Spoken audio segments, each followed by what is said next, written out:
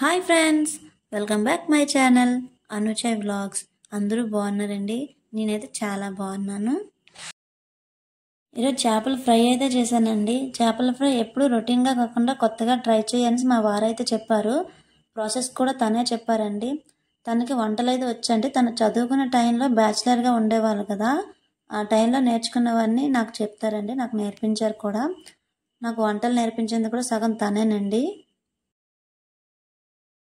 కొన్ని వంటలు నేను మా వారి దగ్గర నేర్చుకున్నానండి. ఎందుకంటే నాకైతే వంటలు రావు. నాకు మ్యారేజ్ అయినంత వరకు వంటలు రావు. మ్యారేజ్ ఎందుకండి, ఇప్పటి వరకు సరిగ్గా వంటలు రావు. ఇప్పుడిప్పుడే నేర్చుకుంటున్నాను. నాకు ఈ ప్రాసెస్ అనేది మా వారే చెప్పారండి. ఇలా చేస్తే పర్ఫెక్ట్గా బాగా వస్తుంది, చేప బాగుంటుంది తినడానికి కూడాను అనేసి అని చెప్పారు. అందుకే ఇలా ట్రై చేశానండి.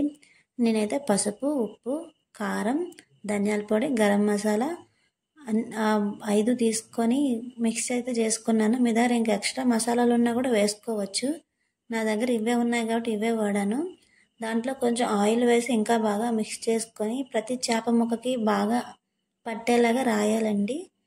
ప్రతి చేప ముక్కకి బాగా పట్టినట్టుగా రాసి ఉంచితే సరిపోతుంది.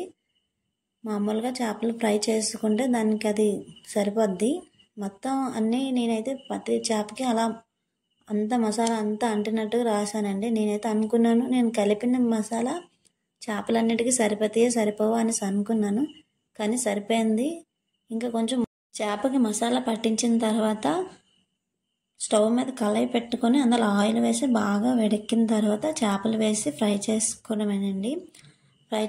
బాగా ఫ్రై చేసుకొని తీసుకుంటే చాలా బాగుంటుంది, పర్ఫెక్ట్గా వస్తుంది. నాకైతే చాలా బాగా వచ్చింది. మీరు కూడా మీ ఇంట్లో ట్రై చేయండి, బాగా వస్తుంది.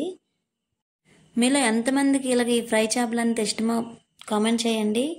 మా వారికైతే చాలా ఇష్టమండి. నేను ఫ్రై చేస్తుండగా పట్టుకొని వెళ్ళిపోయి తినేస్తారు కూడా. మేము ఉండే దగ్గర సముద్రం చేపలు దొరకడం అంటే చాలా కష్టమండి. చాలా రేర్గా దొరుకుతాయి. ఎక్కువ చెరువు చేపలు దొరుకుతాయండి. చెరువు చేపలు ఎలా వండినా అస్సలు బాగోవండి, అసలు టేస్టే ఉండదు.